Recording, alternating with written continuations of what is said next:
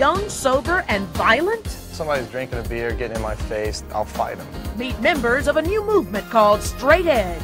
Violence sometimes is the only necessary means. Next, Rolanda.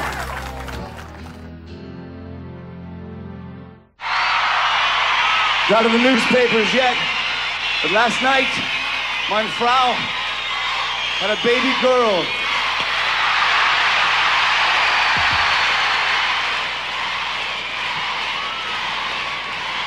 And this concert is dedicated to my little girl. We're going to name her Taylor. Thank you.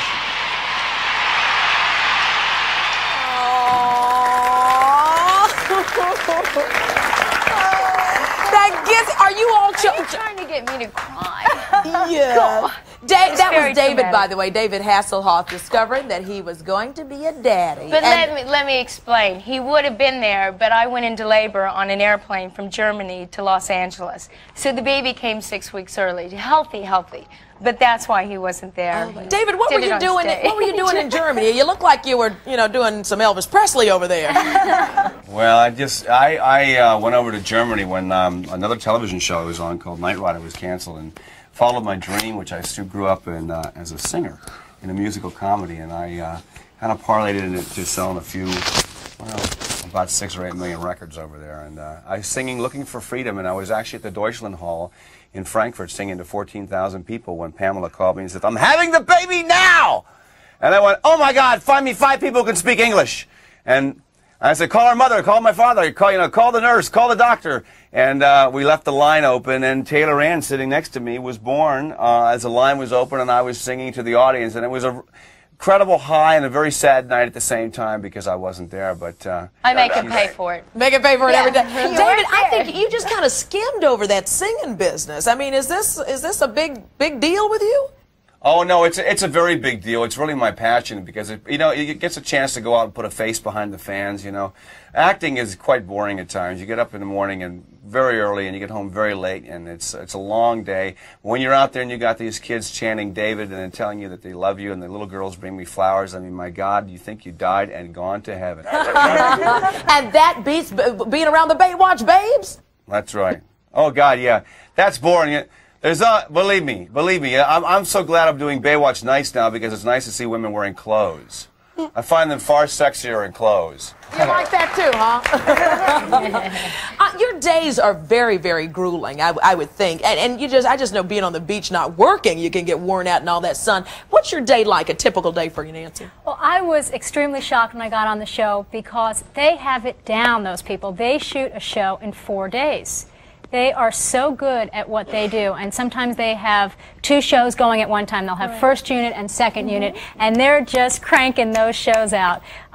So it's a lot of fun, and David is incredibly great to work with. A typical day starts about 5:30 and Right. ends about 7:30. 5:30 in the morning and ends at 7:30 at night? Yeah, you're out before the sun comes up. My goodness. Well, joining us on the set are some of the Baywatch team. I want you to meet Joanna Connell. She has been the makeup artist for the past 12 years of the show.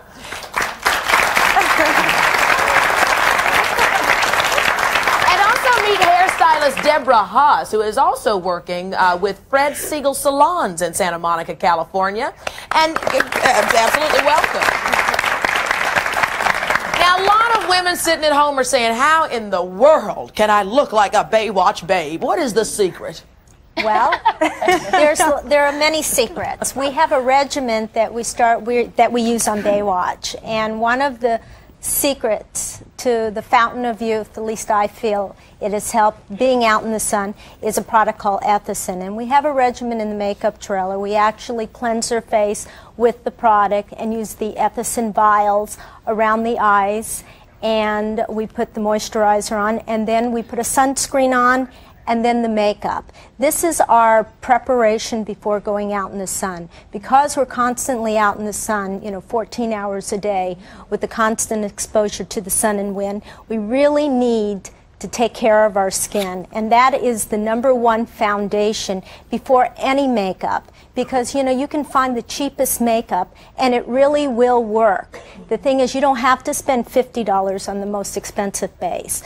take care of your skin and find a regimen like we have on Baywatch. But I would see that makes a lot of sense because your careers are built on your faces, and you can't have all that sun stuff going on. David brought that home, and you don't have time to go through a regimen. And this Chantal Ethicen is it's so easy and so quick, and it's like my face no longer can use anything but that. Right. It just drinks it up. It's a great product. Even if you're not working on the beach 12 hours, you should always use. You should use it twice a day. Actually, I found it because I was actually 39 and I was actually looking for the fountain of youth myself. I was going, God, I'm going to turn 40. My God, what is going to happen to me? So I actually went to my dermatologist thinking that maybe I need some eye job or whatever, and she told me to search a product out called Ethicen, in which I did. I actually found this and was introduced from my dermatologist. I hear David still. We put Pamela in the commercial for Ethicen because she uses it and she looks so good in the commercial that I'm hoping it takes off so I can retire. Wait till you see how beautiful Pamela looks. When we come back, we're going to talk hair. And could you achieve that Baywatch look? Well, the ladies here say absolutely. And you're going to witness some miraculous makeovers from average to fabulous coming up next.